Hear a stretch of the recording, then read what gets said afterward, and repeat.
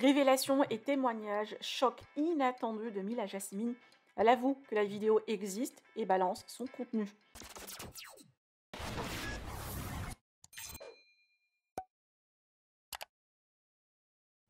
La polémique autour de la vidéo d'Ilan prend de l'ampleur, surtout après les révélations et les nouveaux témoignages de victimes présumées qui se sont confiées à Sam Zira ou Marc Blatta. Le passage de Ilan, Alix et Nabil El Moudni sur TPMP a conduit Sebi Dadi à témoigner en faveur de son ancien ami, en précisant qu'aucune vidéo n'existe, mais certains échanges entre les candidats et Ilan prouvent le contraire. Sebi Dadi a eu Marc et Nadé et leur a montré un extrait de la vidéo qui ne prouve pas une agression sexuelle, et suite aux révélations sur le plateau de Aja où les internautes étaient très choqués, Mila Jasmine a pris la parole aujourd'hui. Cette dernière avait dévoilé lors d'une interview des comportements déplacés de Ilan, et aujourd'hui elle fait son mea culpa et avoue que la vidéo existe et révèle son contenu. Je vous laisse avec sa réaction. Que pensez-vous? Partagez avec moi vos avis en commentaire et n'oubliez pas de liker la vidéo et de vous abonner à la chaîne. Je voulais quand même prendre la parole sur un truc qui est ultra sensible mais à la fois hyper important. Donc je sais qu'il y a énormément de gens qui n'ont pas arrêté de me taguer. Mila, pourquoi tu parles pas? Mila, pourquoi tu donnes pas ton avis concernant Ilan?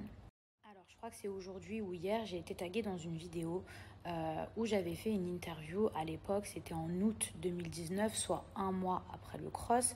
Et il y a plein de gens qui pensent que cette vidéo, elle date de il y a genre quelques jours. Alors que pas du tout. À l'époque où j'ai fait cette interview, j'étais très en colère contre Ilan. Et on sait ce que la colère peut provoquer et vous allez comprendre. Concernant cette interview, déjà c'était hyper frais et moi j'étais très énervée contre Ilan à l'époque parce que, je le rappelle, j'étais chef du reste du monde et j'avais décidé d'immuniser, en gros de sauver Ilan. J'avais carrément mis une carte sur lui pour qu'il soit intouchable et ça avait déplu à toute ma famille parce que toute ma famille voulait éliminer Ilan.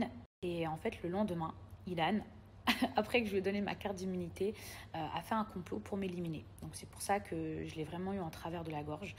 Ceux qui ont suivi un petit peu mon actualité, les histoires avec Ilan, il est vrai que pendant un an, on ne s'est plus parlé par rapport à cette histoire de trahison. La suite, c'est qu'on s'est retrouvés dans Les Princes en 2019 où c'était la guerre. Ensuite, on s'est retrouvés dans le cross en 2020 et ensuite, on a fini par se réconcilier et on a même décidé de vivre ensemble.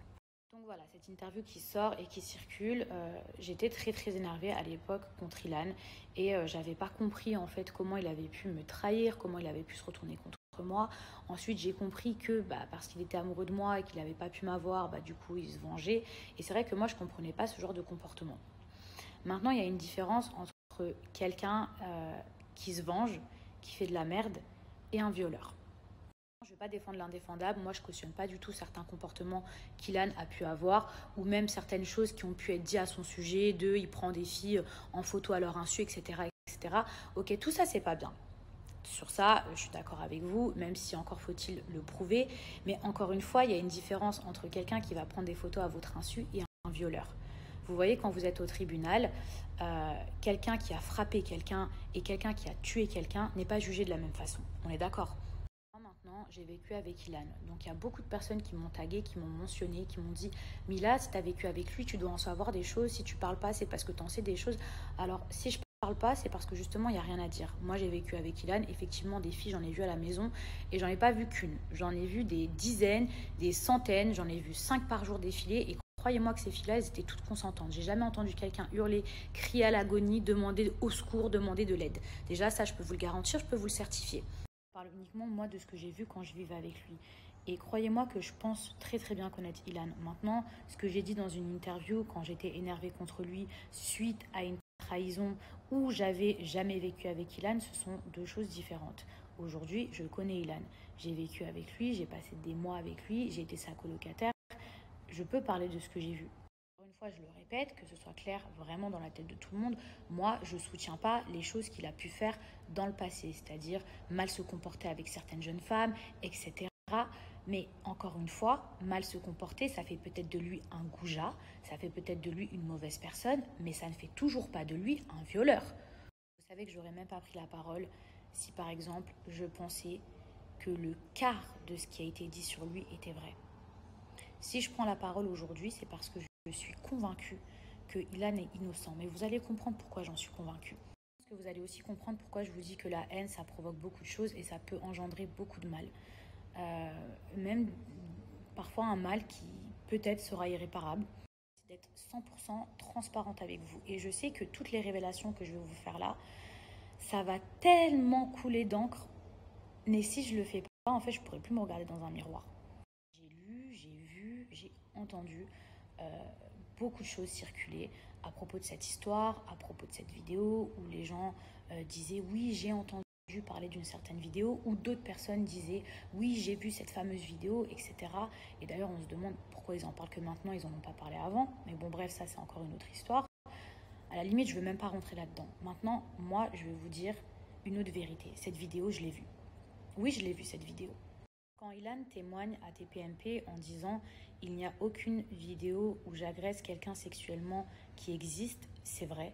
Dans cette vidéo, il n'a absolument pas agressé qui que ce soit sexuellement ou même physiquement ou même verbalement. Au moment où on m'a montré cette vidéo, la personne qui détenait cette vidéo et qui a filmé cette vidéo, d'accord, qu'on soit clair, parce que dans cette vidéo, on parle de 3 personnes, mais il y en a bien une 4e qui filme, vous êtes d'accord? Et vous serez aussi d'accord que si soi-disant il y avait des mineurs et que si soi-disant il y avait une agression, la personne qui filme, elle est complice.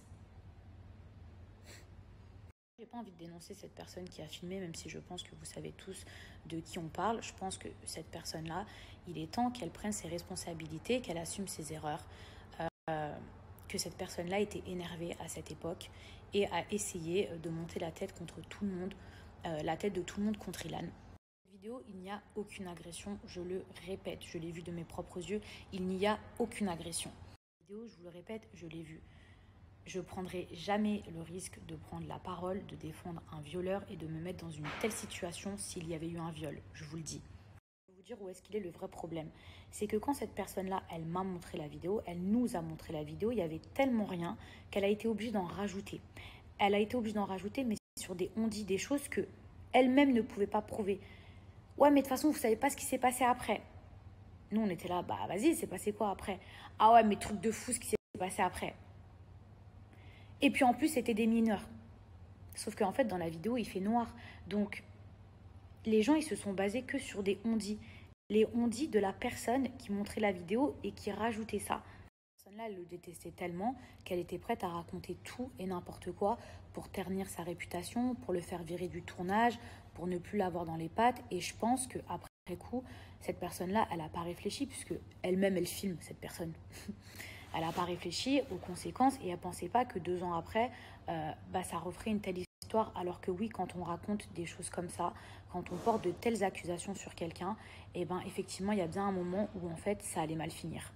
Expliquer pourquoi j'ai jamais pris la parole et pourquoi j'ai pas cru cette personne. Déjà parce que les deux, ils étaient en guerre. Et qu'en plus de ça, cette vidéo, elle ne prouvait rien. À part ce que lui avançait. Et je sais très très bien qu'il était capable de raconter n'importe quoi pour pouvoir faire virer Ilan. Tout simplement parce que les deux, ils étaient en guerre.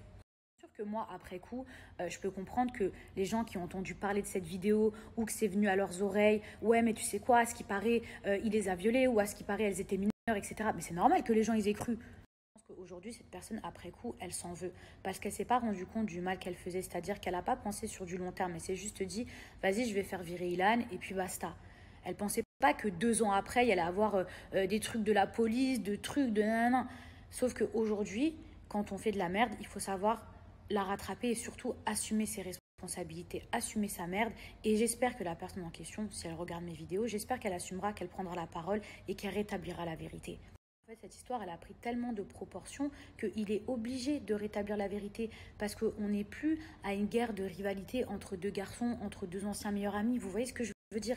Là, c'est parti tellement loin que, en fait, il faut rétablir la vérité avant que ça n'aille encore plus loin.